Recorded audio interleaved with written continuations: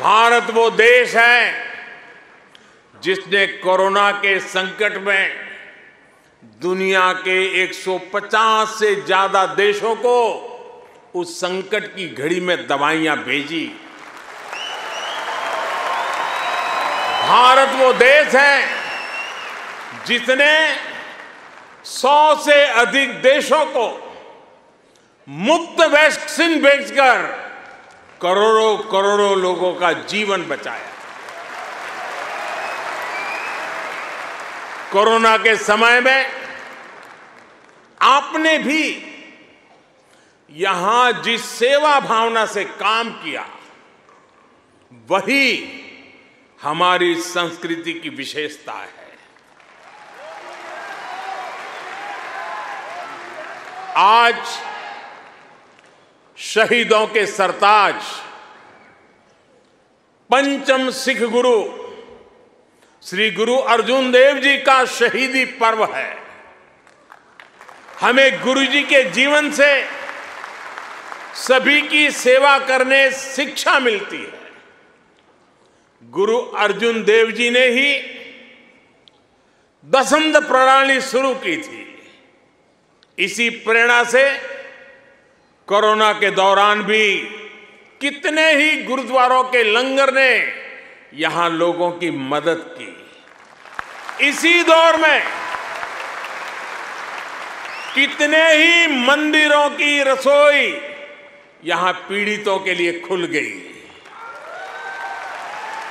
Australia में रहकर पढ़ाई कर रहे स्टूडेंट्स भी बड़ी संख्या में लोगों की मदद के लिए आगे आए। विभिन्न सामाजिक संगठनों ने भी इस दौरान बहुत लोगों की मदद की। भारतीय कहीं भी रहे, एक मानवीय भाव उनमें समाहित रहता है। साथियों, मानवता के हित में ऐसे ही कार्यों के कारण आज भारत को फोर्स ऑफ ग्लोबल गुड कहा जा रहा है। जहां कहीं भी कोई आपदा होती है, भारत मदद के लिए तैयार मिलता है। जब भी कोई संकट आता है, भारत समाधान के लिए तत्पर रहता है।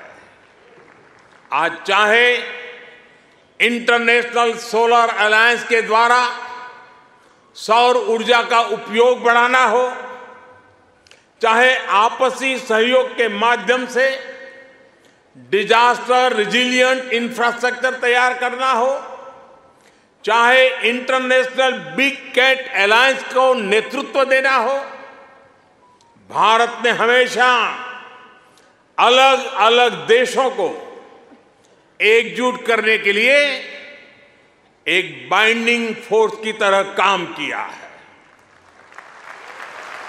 अभी अभी जब तुर्की में भूकंप ने तबाही मचाई, तब भारत ने ऑपरेशन दोस्त के द्वारा मदद का हाथ बढ़ाया।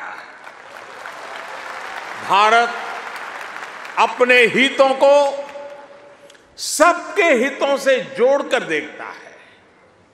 सबका साथ, सबका विकास, सबका विश्वास और सबका प्रयास, ये हमारी डोमेस्टिक गवर्नेंस का भी आधार है और ग्लोबल गवर्नेंस के लिए भी यही विजन है। साथियों, आज भारत और ऑस्ट्रेलिया के बीच स्ट्रेटेजिक पार्टनरशिप निरंतर गहरी हो रही है। हाल में ही हमने इकोनॉमिक कोऑपरेशन और ट्रेड एग्रीमेंट ECTA एकता साइन किया है। अनुमान है इससे दोनों के बीच ट्रेड अगले 5 वर्ष में 2 गुने से अधिक हो जाएगा। अब हम कॉम्प्रिहेंसिव इकोनॉमिक कोऑपरेशन एग्रीमेंट पर काम कर रहे हैं। हम रिजिलिएंट और रिलायबल सप्लाई चेन्स का निर्माण कर रहे हैं। इससे दोनों देशों के बिजनेस को बल मिलेगा ही, दुनिया को भी नया विश्वास मिलेगा। आज भारत और ऑस्ट्रेलिया के बीच कई डायरेक्ट फ्लाइट्स हैं। बीते वर्षों में फ्लाइट्स की संख्या बढ़ी है। आने वाले दिनों में इनकी संख्या और बढ़ेगी।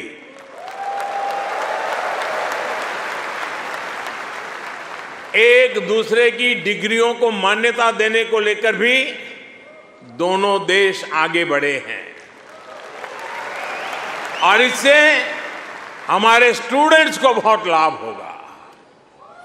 Migration and mobility partnership agreement पर भी सहमति बनी है।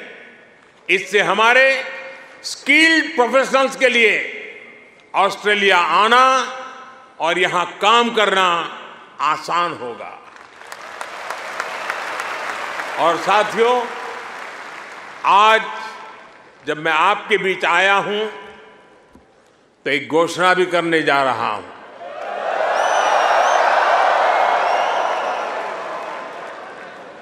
ब्रिस्बेन में भारतीय समुदाय की बहुत समय से जो मांग थी, अब उसे पूरा किया जाएगा। जल्द ही ब्रिस्बेन में भारत का एक नया काउंसलेट खोला जाएगा।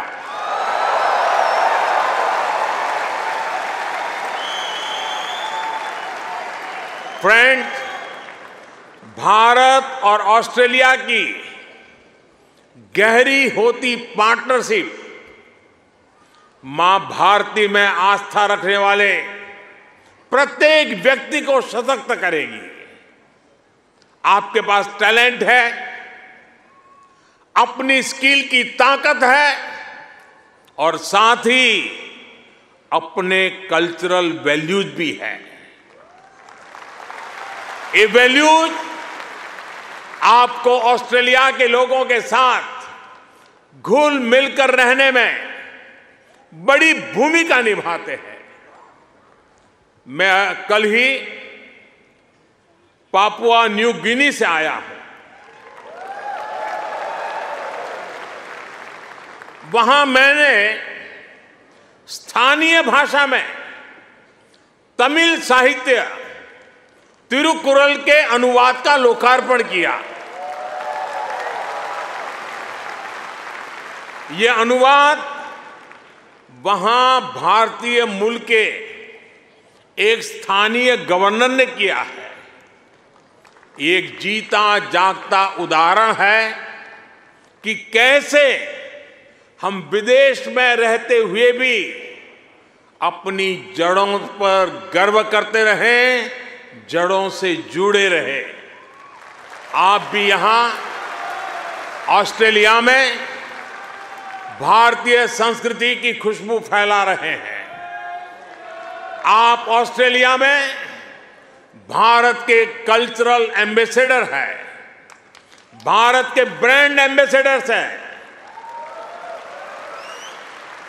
साथियों, मैं मेरी बात समाप्त करने से पहले आपसे कुछ मांगना चाहता हूं।